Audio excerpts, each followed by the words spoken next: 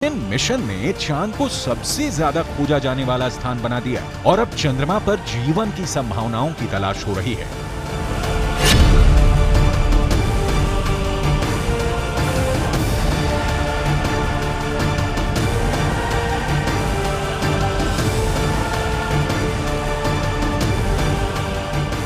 अभी तक चंद्रमा से जुड़ी कई हैरान कर देने वाली जानकारियां सामने आई हैं।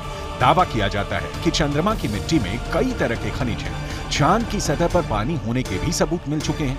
वैज्ञानिकों का मानना है कि चांद पर जीवन के सबूत भी मिल सकते हैं।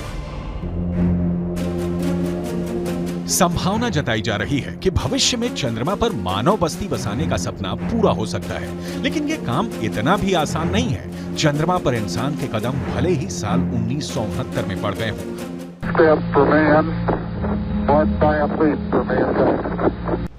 लेकिन कड़वी सच्चाई ये भी है कि 1972 के बाद से किसी भी अंतरिक्ष यात्री ने चांद पर कदम नहीं रखा।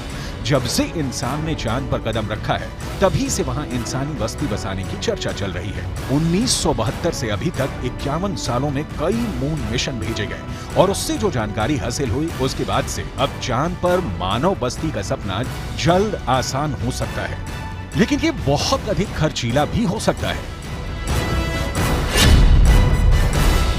क्योंकि अगर चंद्रमा पर कॉलोनी शुरू करने के लिए धरती से सामान भेजने होंगे तो ये काफी महंगा साबित होगा। एक अनुमान के मुताबिक सिर्फ 100 लोगों के लिए चांद पर जरूरी सामान भेजने के लिए करीब 1.25 लाख करोड़ रुपए का खर्च आएगा।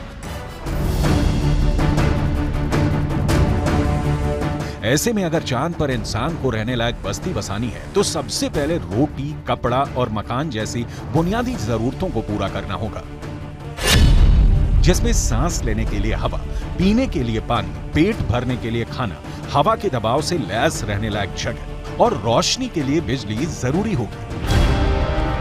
दावा है कि इनमें से ज्यादातर जरूरतों को चांद से ही पूरा किया जा सकता है। चंद्रयान 1 की मदद से चांद पर पानी होने की पुष्टि हो चुकी है।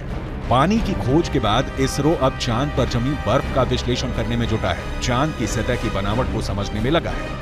नासा के मुताबिक चांद के दक्षिणी ध्रुव पर बर्फ है। बर्फ के साथ साथ वहां दूसरे प्राकृतिक संसाधन भी हो सकते हैं। साल 1998 में नासा ने मून मिशन के तहत ये बताया था कि दक्षिणी ध्रुव पर हाइड्रोजन है। नासा का दावा है कि अधिक मात्रा में हाइड्रोजन होने की वजह से वहां बर्फ होने की संभावना है। इसके अलावा चांद के दक्षिणी ध्रुव पर बड़े बड़े पहाड़ और कई गड्ढे हैं। ज्यादातर गड्ढे ऐसे हैं जहां अरबों साल से अंधेरा है। अमेरिका के नासा के मुताबिक घुप अंधेरे के बीच यहां बर्फ का जमाव हो सकता है। अंदाजा ये भी है कि चांद के दक्षिणी ध्रुव पर अरबों सालों से पानी बर्फ के रूप में जमा हो सकता है। अगर चंद्रयान 3 का लैंडर और रोअर चांद पर बर्फ की मौजूदगी की पुष्टि कर देते हैं तो वहां मानव बस्ती बसाने की संभावना और बढ़ जाएगी।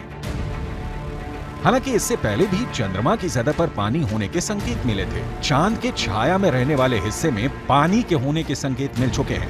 वैज्ञानिकों को चांद के उस हिस्से में पानी होने के साक्ष्य भी मिले हैं जहां सूर्य का सीधा प्रकाश पड़ता है। ऐसे में अगर चंद्रयान 3 चांद के दक्षिणी ध्रुव पर पर्याप्त बर्फ होने की पुष्टि कर देता है तो चांद की सतह पर मौजूद बर्फीले पानी से इंसानों की बस्ती और चंद्रमा पर अर्थव्यवस्था के लिए आधार को तैयार करने में मददगार साबित हो सकता है।